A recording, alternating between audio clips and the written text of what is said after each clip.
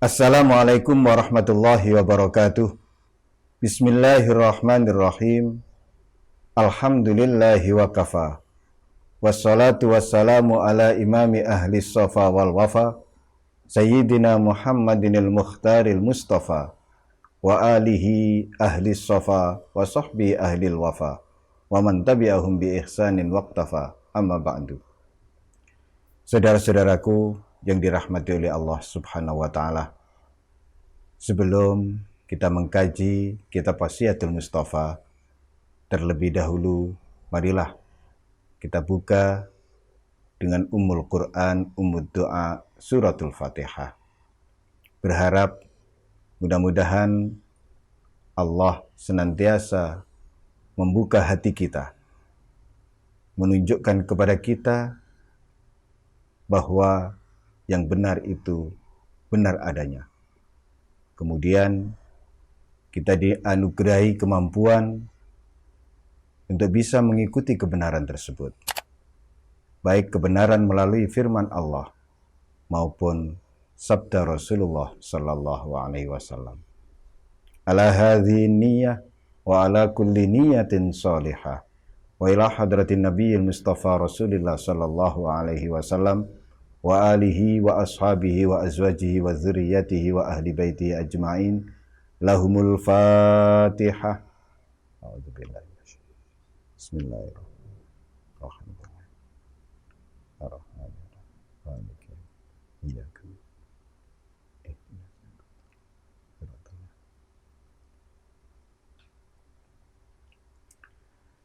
Qala Rasulullah sallallahu alaihi wasallam, ya Ali, la tu'ayir ahadan bima fihi, fama min lahmin illa wa fihi azmun, wala kaffaratun lil ghibati hatta yastahillahu aw yastaghfiralah. Wahai Ali, janganlah kamu mencela seseorang dengan apa yang ada padanya. Jangan pula membicarakan aibnya. Apa yang ada pada diri seseorang itu adalah apa yang terbaik baginya.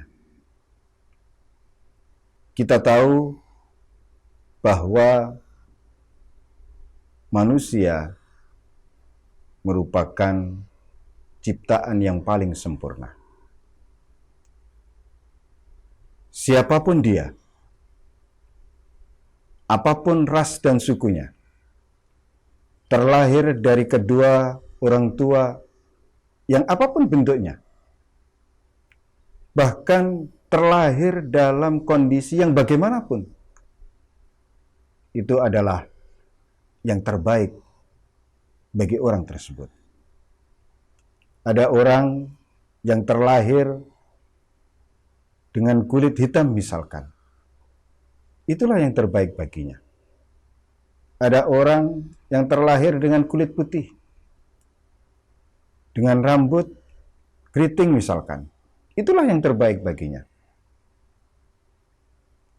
Setiap ciptaan diciptakan oleh Allah dalam sebaik-baik bentuk.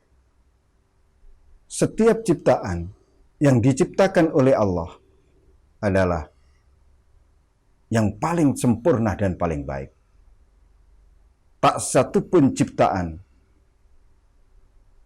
yang tidak sempurna penciptaannya.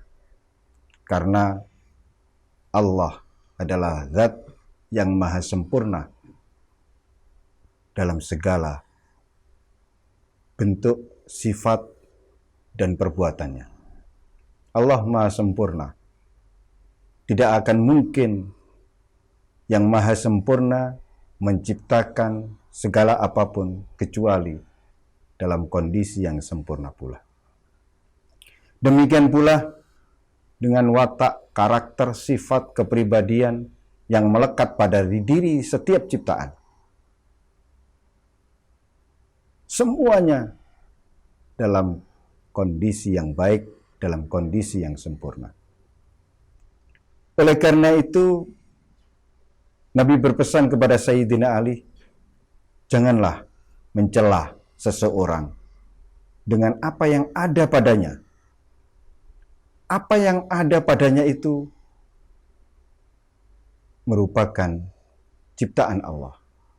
Sehingga ketika kamu mencelah apa yang ada pada diri seseorang, sama dengan kamu mencelah Sang Pencipta. Dilanjutkan pesannya, fama min lahmin illa wa fihi almun. Tiada daging kecuali di dalam daging itu ada tulang. Artinya setiap ciptaan, setiap orang diberi kelebihan sekaligus kekurangannya. Diberi kekuatan sekaligus kelemahannya.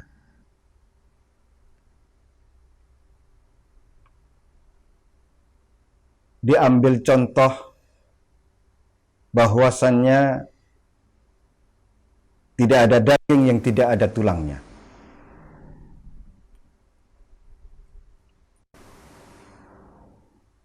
Saudara-saudaraku yang dirahmati oleh Allah Subhanahu wa Ta'ala, dari sini pesan dari Nabi kepada Sayyidina Ali ini, larangan untuk mencelah, larangan untuk membicarakan aib seseorang. Karena selama kita melihat aib, kekurangan orang lain, selama itu kita akan tertutup melihat dari sisi baik dari orang tersebut. Tidak ada manusia yang benar-benar sempurna dari segala sisinya, kecuali mungkin para nabi dan para rasul. Setiap kita diberi kelebihan sekaligus kekurangan. Maka ketika kita melihat seseorang itu kekurangannya, janganlah kemudian kekurangan itu kita jadikan bahan celaan. Bahkan cukuplah itu dikatakan menggunjing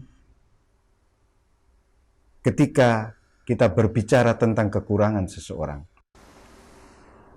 Pernah pada suatu hari Rasulullah kedatangan seorang tamu yang secara fisik orang tersebut cukup pendek.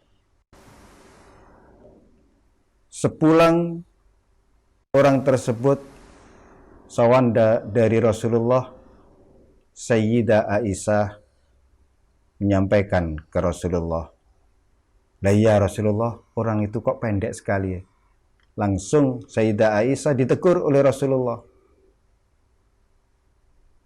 "Ghibta ya, ghibti ya Aisyah.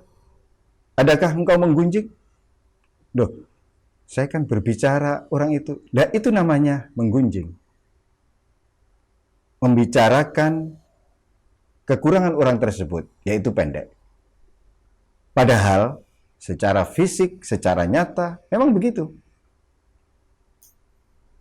Nah, dilanjutkan pesan Nabi kepada Sayyidina Ali ini, wala kafaratun lil ghibah hatta yastahillahu au yastaghfiralah.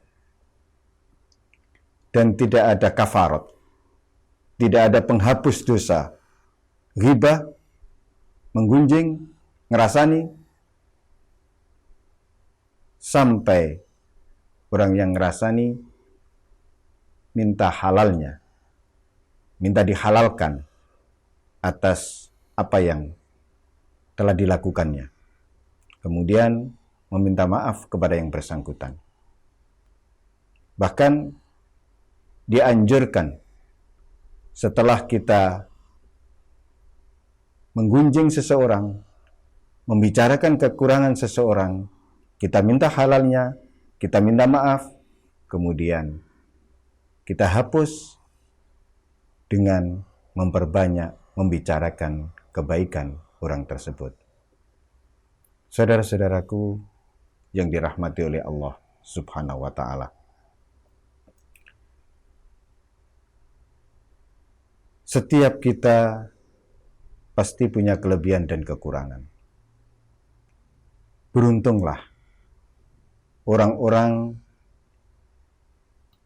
yang disibukkan melihat aib dan kekurangan dirinya sendiri, hingga ia tak sempat melihat aib dan kekurangan orang lain. Kita ambil kisah, pernah pada suatu hari Nabiullah Isa alaihi salam berjalan bersama kaum Hawariyin, mereka-mereka yang menjadi murid Nabi Isa. Di tengah perjalanan mereka melewati bangkai anjing. Kemudian hampir seluruh kaum Hawariyin, murid-murid Nabi Isa itu menutup hidung mereka karena bau bangkai anjing tersebut sangatlah menyengat. Nabi Isa tidak. Mereka kemudian bertanya kepada Nabi Isa, kenapa Nabi Isa tidak menutup hidung, padahal bau bangkai anjing tersebut sangat menyengat? Karena saya tidak mencium bau bangkai tersebut. Fokus perhatian saya adalah kepada gigi anjing tersebut. Giginya luar biasa bagus, putih, bersih. Saudara-saudaraku yang dirahmati oleh Allah Subhanahu wa Ta'ala, seperti itulah pelajaran yang ingin disampaikan oleh Rasulullah kepada Sayyidina Ali. Jika fokus kita, perhatian kita tertuju kepada kebaikan seseorang, niscaya kekurangan, aib, kesalahannya akan dengan sendirinya tertutupi atau tidak terlihat di mata kita. Akan tetapi, jika fokus perhatian kita kepada sisi kurangnya, apalagi sampai mencari-cari kekurangan orang lain, ya pastilah kita menemukannya. Oleh karena itu, pelajaran yang sederhana ini akan tetapi dalam faktanya tidak sederhana. Karena dalam salah satu keterangan dijelaskan bahwa dosa ghibah, dosa menggunjing, dosa mengumpat itu asyaddu minaz zina, lebih besar, lebih parah dibandingkan dosa zina. Semoga Allah senantiasa menjaga lisan kita, menjaga hati kita, menjaga mata kita, menjaga seluruh organ tubuh kita untuk tidak melihat kepada orang lain kecuali sisi baiknya, dan diberikan hidayah, taufik kepada kita masing-masing untuk melihat ke dalam diri kita masing-masing kecuali hanya sisi kurang dan kelemahan kita. Artinya, jika kita melihat orang lain, lihatlah dengan kacamata hakikat. Hasilnya dipastikan selalu benar dan baik. Jika kita melihat diri kita sendiri, lihatlah dengan kacamata syariat. Hasilnya dipastikan kurang dan banyak salah. Itulah pelajaran yang diajarkan oleh kaum sufi kepada kita. Semoga melalui pesan Nabi kepada Sayyidina Ali ini menjadikan bahan renungan buat kita masing-masing untuk terus berupaya bagaimana kita bisa melihat orang lain, siapapun dia, dengan penglihatan kacamata hakikat dan melihat kepada diri sendiri dengan penglihatan kacamata syariat. Hadanallahu wa iyyakum ila siratim mustaqim wa adkhalana wa iyyakum fi zumrati ibadihi sholihin al-muslihin. Wassalamualaikum warahmatullahi wabarakatuh.